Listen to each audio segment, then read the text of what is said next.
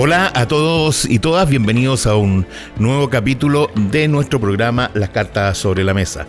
Hoy junto a Américo Ibarra Lara, director del Instituto Ambiente Construido de la USACH y co-conductor permanente de este programa, nos acompaña Carlos Muñoz Parra, arquitecto de la Universidad Católica, hay que mencionar ese detalle, doctor en Arquitectura de la Universidad Politécnica de Madrid, actualmente docente e integrante del Consejo Superior de la Universidad de Santiago de Chile.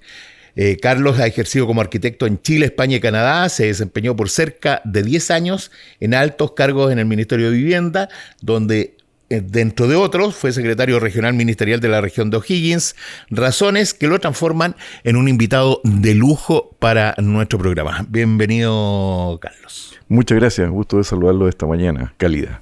Bienvenido, Carlos, bienvenido, Gino. Ya, pues, vamos a explicar. Ya conocen un poco la dinámica. Esta es una especie de tarot de reflexión arquitectónica y urbanística. Y esto tiene que ver un poco con el azar. Te hemos entregado las cartas y partamos el juego. Tengo que sacar una carta entonces. Exactamente. Bueno, partiré por la que está encima en este minuto. ¿Qué es lo que dice? Equipamiento urbano y áreas verdes. Bueno, yo creo que ahí es bueno decir desde la perspectiva, estos son como las demandas habituales de los territorios, de las autoridades de los territorios. ¿Qué importancia tienen desde el punto de vista básicamente urbanístico? Bueno, partamos de una cosa. Cuando uno habla de ciudad, se refiere a todo aquel espacio que puede ser recorrible libremente. Y para recorrerlo libremente lo que necesita es espacio público. Porque si no sería un resort o sería un centro comercial que tiene distinto, que tenga uso público pero propiedad privada. Y la ciudad, para que sea un espacio realmente público, tiene que tener áreas de circulación de absoluta libertad, no controlada. Eso es lo primero que estamos definiendo y por lo tanto ya entendemos de qué estamos hablando cuando hablamos de ciudad. Segundo, cuando uno va a un lugar y dice me gustó o no me gustó, lo comenta desde la perspectiva desde donde uno lo ve, ¿ya? Y desde donde uno lo ve es desde el espacio público, ya sea el espacio de circulación, el espacio de permanencia, el espacio de observación o de socialización, ¿ya? Que son básicamente los aspectos que varios autores, entre ellos Yangel, hablan sobre el espacio público y la importancia que tiene dentro de lo que es la ciudad. Por lo tanto, si yo voy a Venecia y va una pareja románticamente a Venecia y recuerda a Venecia, siempre recordar los canales de Venecia, los recorridos por esas góndolas. ¿Y eso qué? Allá es una suerte de espacio público distinto, pero es un espacio público. Y cuando recordamos alguna calle importante de alguna ciudad que nos encanta por alguna característica especial, siempre la vamos a recordar por el espacio público. Esto es primero de la memoria inicial que uno tiene respecto a lo que son las ciudades, y siempre cuando uno recuerda una ciudad la va a recordar de esa perspectiva, e insistiendo de que efectivamente la ciudad es ciudad porque existe el espacio público. Ahora bien, este espacio público, para que a uno le parezca grato o ingrato, tiene que tener ciertos atributos y características que le permiten ser amable o no amable con las personas que viven o pasan por ahí de manera circunstancial, digamos, ¿ya? Y por lo tanto es fundamental cumplir con las prerrogativas que nos señalaban diversos autores como los que acabo de mencionar, donde nosotros tenemos que cumplir ciertas funciones en el espacio público. Por eso el espacio público tiene que ser lo más amable con las personas para que nosotros nos sintamos también de alguna manera acogidos por ese espacio público. Si yo me tengo que desplazar por la ciudad y tengo que recorrer la ciudad de un punto a otro, evidentemente que yo voy a tener que usar las calles en las condiciones que estén. Pero lo ideal sería que fuera una calle, por ejemplo, ahora en pleno verano, que tenga una densidad arbórea lo suficientemente potente como para poder mitigar de alguna manera todas las islas de calor que se van produciendo en la ciudad, o que tenga realmente un sistema de transporte de superficie amable, no ruidoso, no contaminante, que no compita con las personas que van caminando por la Pero porcentualmente, ¿hay alguna recomendación urbanística respecto de cuánto de espacio público, cuánto de espacio privado construido o algo así? No, porcentaje no hay. Lo que pasa es que hay estudios y apreciaciones respecto a las características que tienen que ver. Lo que hay, por ejemplo, hay un urbanista canadiense que hizo un estudio empírico, digamos, hizo un análisis sobre lo que pensaba la gente, sobre cuándo se sentía mejor o peor dentro de un espacio público. Y hay una proporcionalidad entre el ancho del espacio público y la altura de los edificios circundantes. Y que esto, básicamente, lo que permite, si yo tengo una visión fácil del cielo, de la cobertura abierta, digamos, me provoca más satisfacción que si tengo un espacio restringido, muy apretado y sin ninguna comodidad para circular. Bueno, de partida lo que estaba diciendo, sin sombra, sin espacio de buena medida para poder andar por las veredas, digamos, y con una relación entre los edificios y las cosas que ocurren en la calle.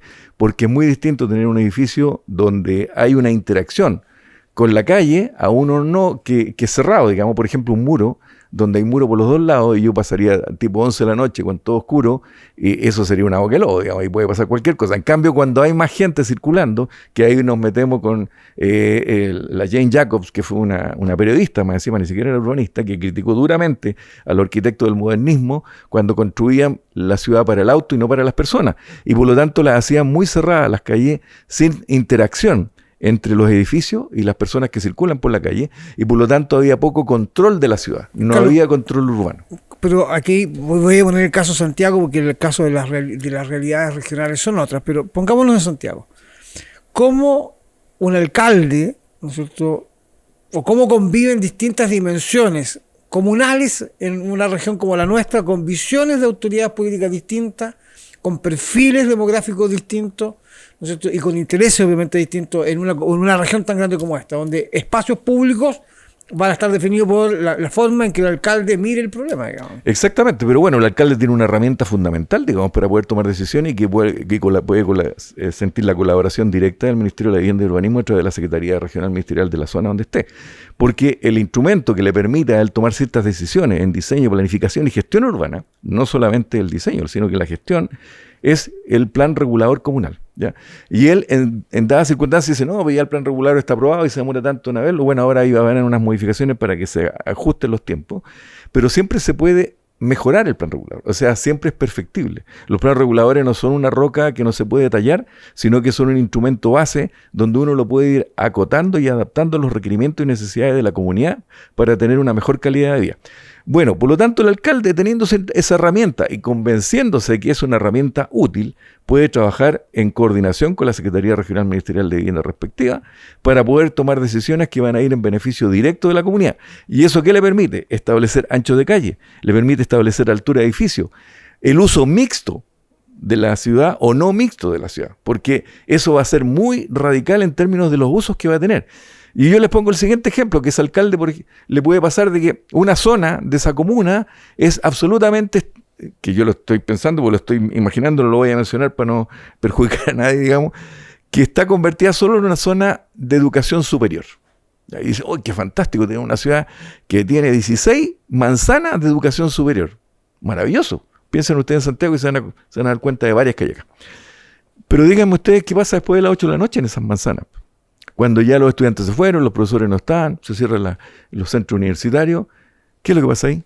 Bueno, ese es el drama. Entonces, por lo mismo, lo que se plantea cuando se hace un buen instrumento de planificación es asegurar de que cuando hay gente, esto sea un uso mixto, no exclusivo para un tipo de función. Porque cuando tenemos un solo tipo de función, vamos a tener drama en el uso de la ciudad y la ciudad queda abandonada a ciertas horas del día. Pero en el tema, por ejemplo, de la planificación, y creo ir al asunto que, interpretando bien a Américo, el tema de la conurbación, por ejemplo, una gran metrópoli como Santiago, donde las comunas están básicamente separadas por una calle.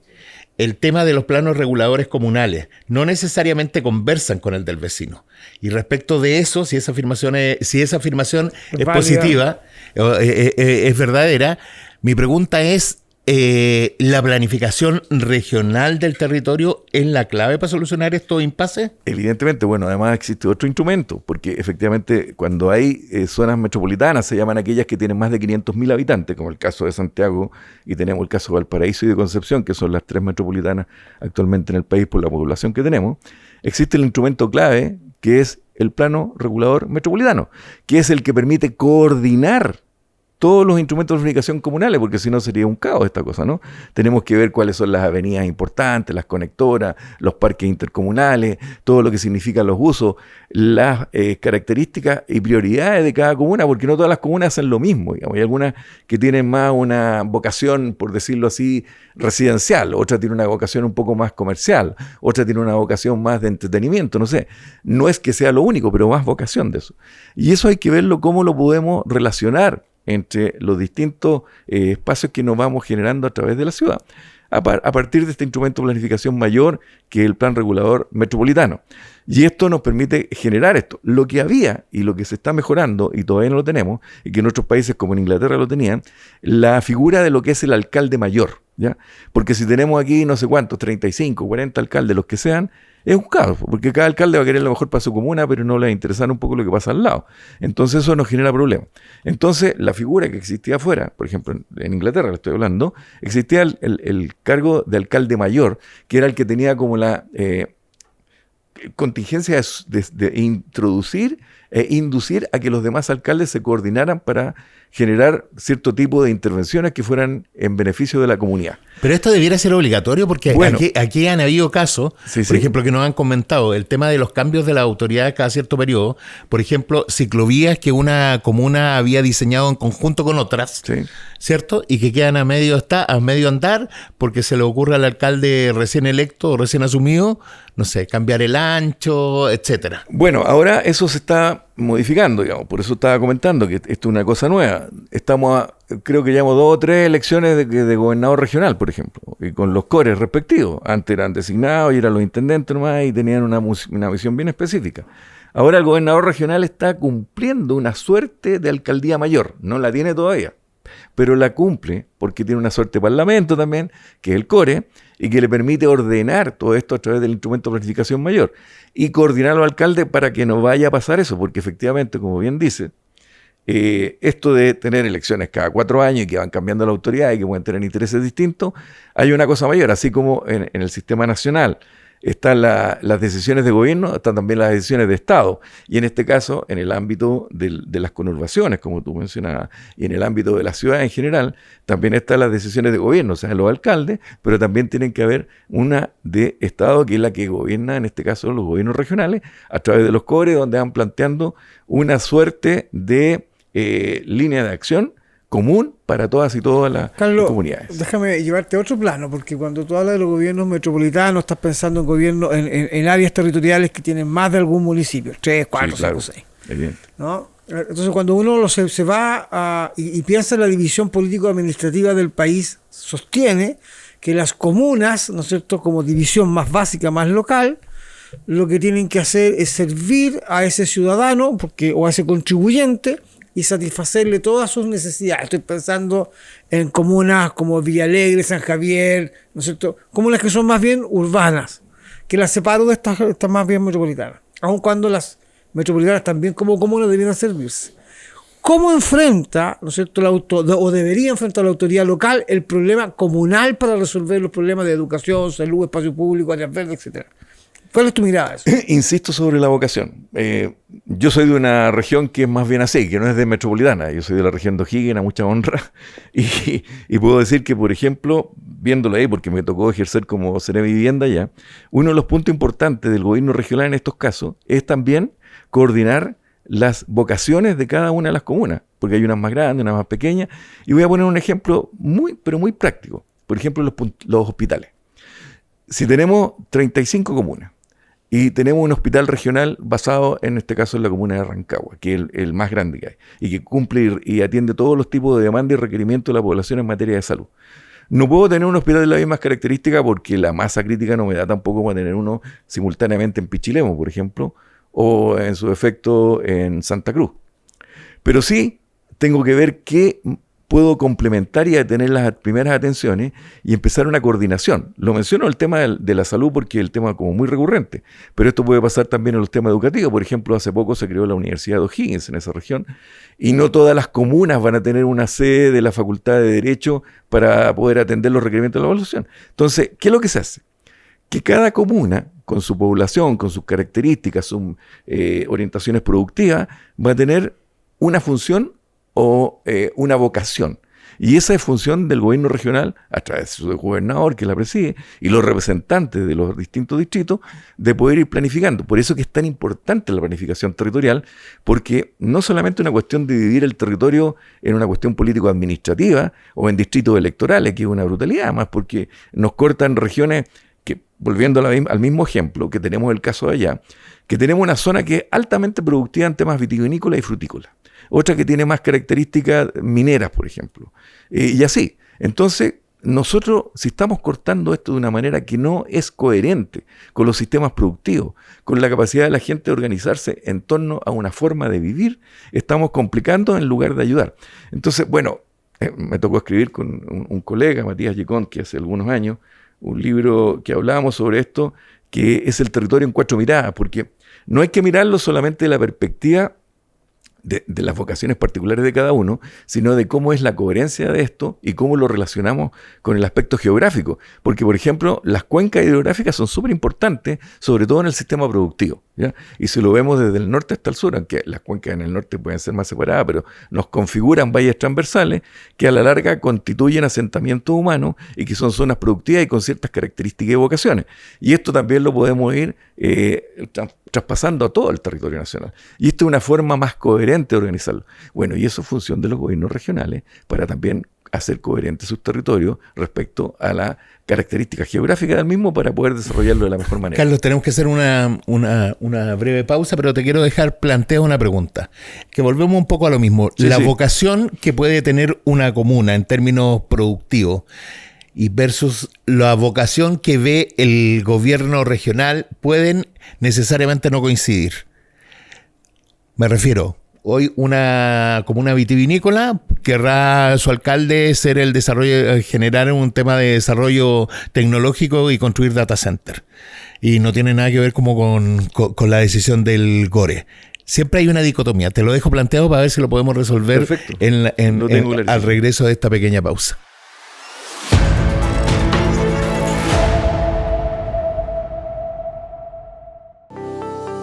La Facultad de Arquitectura y Ambiente Construido de nuestra Casa de Estudios busca, mediante una formación de excelencia, entregar a Chile y al mundo profesionales con una sólida formación técnica y valórica.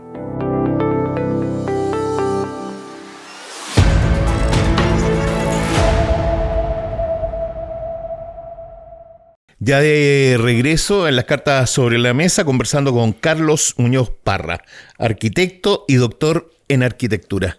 Quedó una pregunta planteada antes del corte, veamos si la podemos resolver. Y muy motivadora por que la dicotomía que se puede producir entre los intereses de la región y que plantea de que algún alcalde dice, no, yo produzco vino, pero quiero ser de más o menos como Silicon Valley aquí en la región. Bueno, para solucionar eso, el Estado también cuenta con especialidades, digamos, ¿ya? Y en este tipo de cosas, en la materia productiva, por eso que es fundamental los instrumentos de planificación territorial, porque tiene que generar una sinergia entre los diferentes actores que hay en el sistema productivo y en el sistema de calidad de vida de la región, y en este caso opera Corfo, que es una entidad muy antigua, que se fundó, no vamos a hablar mucho de eso, pero de la época ancestral en que se hablaba de que gobernar es educar, y lo cual es maravilloso, ¿no? Y don Pedro Aguirre Cerda estaba en eso.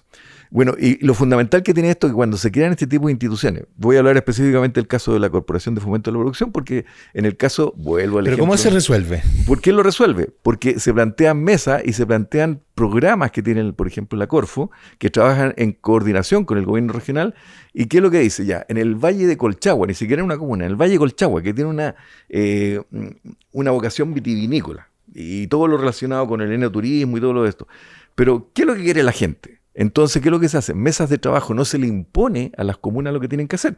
Entonces, ¿qué es lo que hacía? Por ejemplo, en la época que yo trabajé como director de Corfo, es que se contrataban consultoras y que se veían comuna por comuna haciendo encuentros entre empresarios, el gobierno comunal y las entidades relacionadas con la dirigencia a nivel de la comuna, para que plantearan cuáles eran las inquietudes que tenían respecto a todos los sistemas trascendentales para la buena vida de la comuna, sea lo productivo y la calidad de vida. Pero hagámoslo más fácil. Sí. Este mismo valle vitivinícola, sí, correcto, hay un descubrimiento de litio. Los productores de vitivinícola dicen, ok, es más rentable vender este tema y que haya una extracción minera. Vocación antes vitivinícola agrícola. Hoy, a partir de hoy, de los intereses mineras. ¿Cómo se resuelve eso?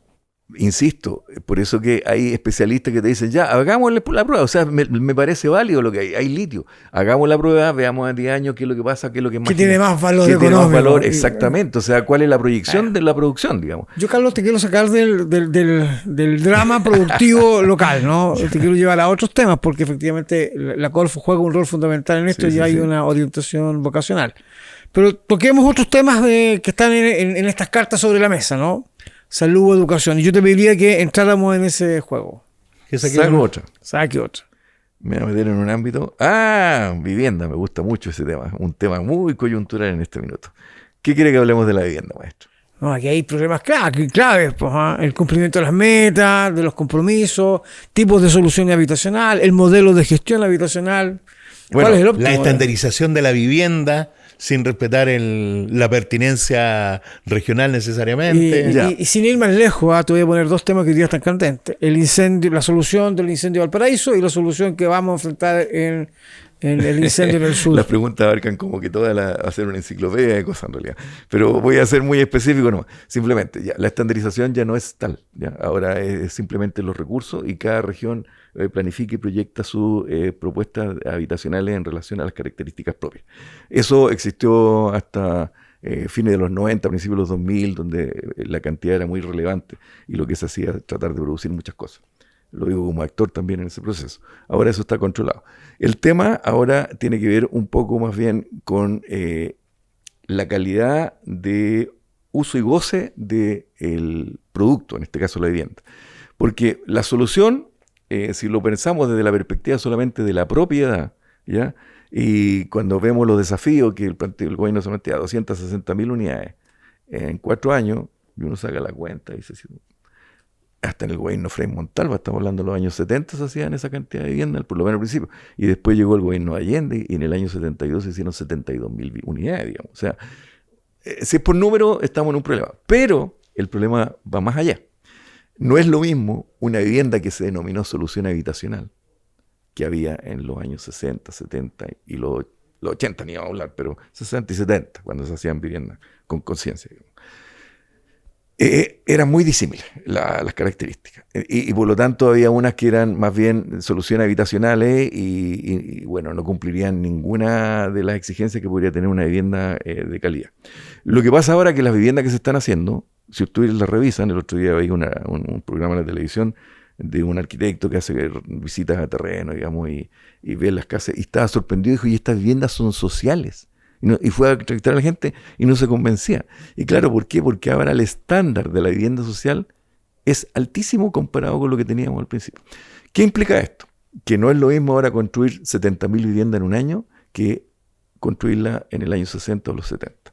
Porque ahora valen el 3 veces el cuadro, 4 veces lo que costaban en ese minuto. Copeva tuvo un impacto la lógica de las... Bueno, eso fue uno de los detonantes, digamos, y las casas Chu y todas las casas de nylon, digamos, básicamente. Porque en ese minuto, que estaba yo en el Ministerio de Vivienda, el grave error que teníamos, y lo reconocemos, digamos, que nuestro desafío era justamente lo que hay ahora, atender los requerimientos de manera numérica, que era necesario. Entonces, la política era muy simple, decía, ¿cuáles son las demandas y cuáles son los recursos? Agarramos los recursos y lo dividimos por la demanda. Y esto lo repartimos entre todos, de manera que a todos le llegara un poquitito. Pero ese poquitito no tenía certificaciones de calidad, no tenía nada. No teníamos un sistema de certificaciones de calidad para la vivienda. No había, por ejemplo, un control de que el bloque de cemento tenía que tener una cierta resistencia a la transferencia de agua para que resistiera una lluvia intensa, por ejemplo. No existía. Y las viviendas tenían un montón de problemas, se caían las puertas, las ventanas no cerraban, etcétera, etcétera. Bueno, y ahí recién vino el tema de la exigencia con los programas de calidad de la vivienda, digamos, ¿no? Y recién aparece, por ejemplo, lo de las resistencias térmicas, que entre paréntesis se acaba de actualizar, digamos, que tampoco era una obligación. Y aquí se han ido agregando cosas. Entonces, evidentemente, el valor final de la vivienda tiene más sentido ahora porque es más caro, porque tiene mejor estándar. ¿Cuál es el rol del gobierno territorial, del gobierno local, del municipio en regular el estándar de calidad o fiscalizar el estándar de calidad? Pareciera ser que es más bien fiscalización. O sea, bueno, la fiscalización está frito en el sentido de que no puede tomar una decisión autónoma porque está regulado por las normas que ya están publicadas y que son obligación para todo Chile y por zona, digamos, ¿no? Entonces, la DOM funciona, ¿no? Lo que tiene que funcionar es la Dirección de Obras Municipales. El tema que tenemos con la DOM es que tenemos que agilizar las funciones de la DOM porque a veces se enredan en las circulares, en la interpretación y estas cosas. Entonces, no es que haya que desregular, que lo he escuchado por ahí que lo están planteando. Yo creo que es lo peor, que en algún momento, cuando el comienzo de la dictadura, se desreguló el sistema del uso del suelo, por ejemplo, y se dijo, no, el suelo no es escaso y se puede ocupar. Y eso es mentira, pues si la tierra es una sola y es limitada, el suelo hay que regularlo porque no obedece solamente a la ley del mercado. Y por lo tanto, lo que hay que hacer es ver cómo con la regulación hacemos intervenciones más apropiadas a los requerimientos de cada localidad. Resolver el déficit de vivienda tiene que ver con un tema efectivamente de cantidad, pero también de calidad. Da la impresión de que la vivienda industrializada podría cumplir aquello. Sin embargo, su penetración cultural y de mercado no ha sido la esperada. Sí. Yo voy a meterme en un punto que no lo tocó, pero que es vital, porque lo estoy pensando en Suecia, en Noruega, en Dinamarca, los países nórdicos. Que la solución no es solamente de que sea estandarizada, está bien, la industrialización es un gran aporte, pero no es la única solución. El problema que no tocamos aquí, y que efectivamente lo hemos conversado actualmente, y estuve en un congreso de diseño urbano en la Universidad de los Lagos, en Puerto Montt, hace poco, y ahí estuvimos conversando con una investigadora que planteó un tema que nosotros lo hemos conversado y el Ministerio de la Vivienda lo tiene claro, digamos, y están viendo cómo lo desarrollan y lo están haciendo incipientemente en este minuto, que el tema de la propiedad de la vivienda. Que no todas las familias aspiran a ser propietarios. Eso es un discurso, digamos, que no, tenemos que ser propietarios. No, porque ahora la gente, particularmente las parejas jóvenes, son muy movibles. O sea, aquí nadie se queda pegado en un trabajo. Hoy día trabaja en Arica, mañana puede trabajar en San Fernando, después puede trabajar en no sé qué, en Coquimbo, porque le interesa. O sea, la gente no tiene un apego muy territorial respecto a dónde permanecer. ¿Y esto qué implica? Que no le interesa tampoco amarrarse a una vivienda y una propiedad, porque dice, no, mis inversiones las voy a hacer en otra cosa. O sea, yo entiendo que hay que cambiar el modelo. Estamos cambiando el modelo, el principio de propiedad por el principio de, por ejemplo, arrendamiento. Exacto, el uso y el goce. Otro modelo bueno, fiscal. ¿Y por qué mencioné esos países nórdicos? Porque lo tienen muy asimilado. Y ahí más del 60% de la vivienda es en uso y goce. ¿A través de qué? Y que voy a dar, por favor, déjame darte el detalle, porque es muy importante en el caso chileno. Porque el uso y el goce te permite que la familia viva en un lugar y paga, con apoyo del Estado, una renta que no es una renta comercial, sino que es relacionada con los ingresos, que equivale, por ejemplo, al 10% de sus ingresos. Entonces puede haber dos vecinos que tienen la misma casa, pero uno paga 10 y el otro paga 20. ¿Por qué? Porque tienen diferentes ingresos y es la misma casa en el mismo barrio. Ventaja, valor complementario a esto. ¿Qué es el problema que tenemos ahora con el Ministerio de la Vivienda? Y que se va generando una rueda inconclusa siempre. Que cuando el Ministerio de la Vivienda, con subsidios, otorga viviendas en un lugar muy bien ubicado, con una muy buena calidad de la vivienda, con buena conectividad, con una economía circular, con un barrio espectacular. ¿Qué es lo que pasa? Eso tiene una plusvalía enorme porque hay una estación del metro y todo el cuento. Y la gente lo recibió y cuando lo recibe hay una inscripción en el conservador de bienes raíces respectivo que dice, usted no puede arrendar ni vender en 5 años. El tema es, se vencieron los 5 años. ¿Qué creen ustedes que pasa? Ese es el drama, porque familias que han tenido muy pocos recursos y que solamente por 30 UF de ahorro logró una vivienda de calidad en un muy buen barrio y llega un personaje y le pone 200 millones en la mesa y le dice, ¿me vendería su vivienda?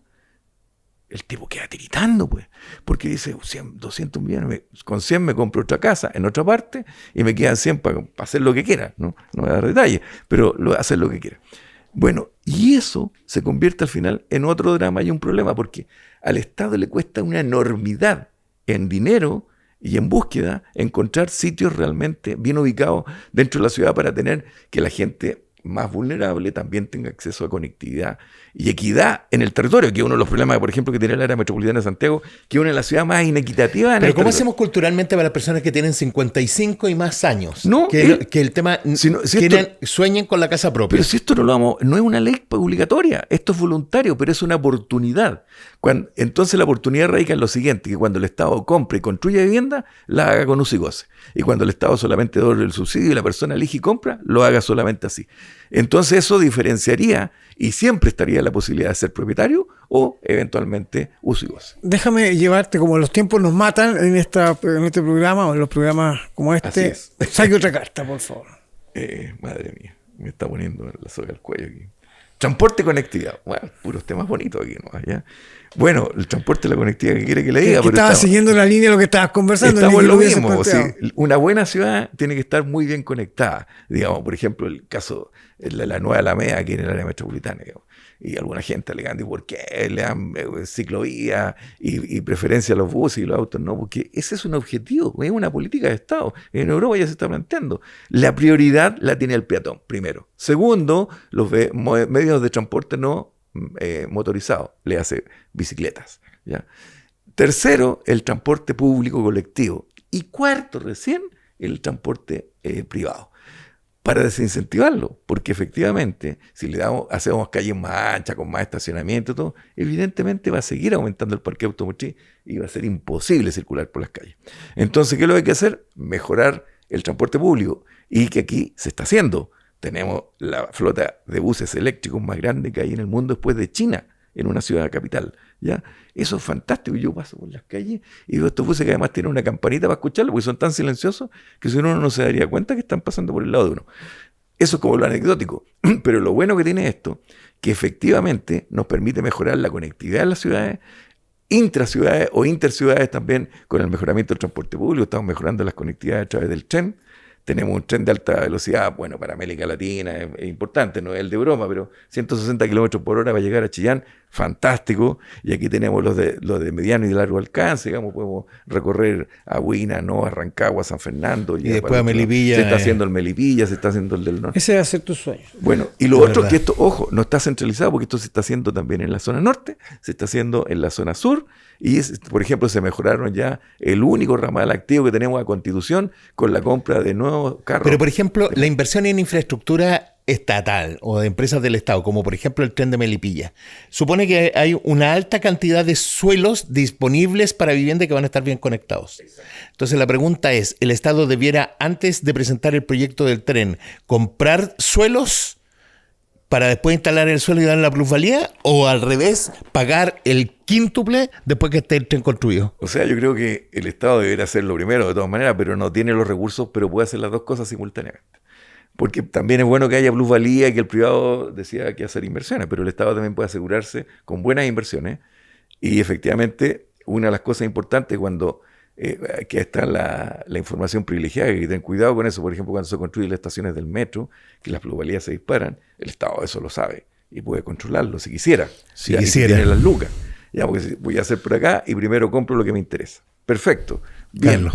Y eso es una cuestión de tener los recursos, tener la voluntad política y hacerlo equilibrado. Si el privado también hace muy buenas inversiones, pero también tenemos que privilegiar al Estado para que también tenga la posibilidad de desarrollarse. Nos quedaron varias cartas pendientes en esta conversación, pero es el minuto de terminar este capítulo. Carlos, una vez más, gracias por haber estado con nosotros.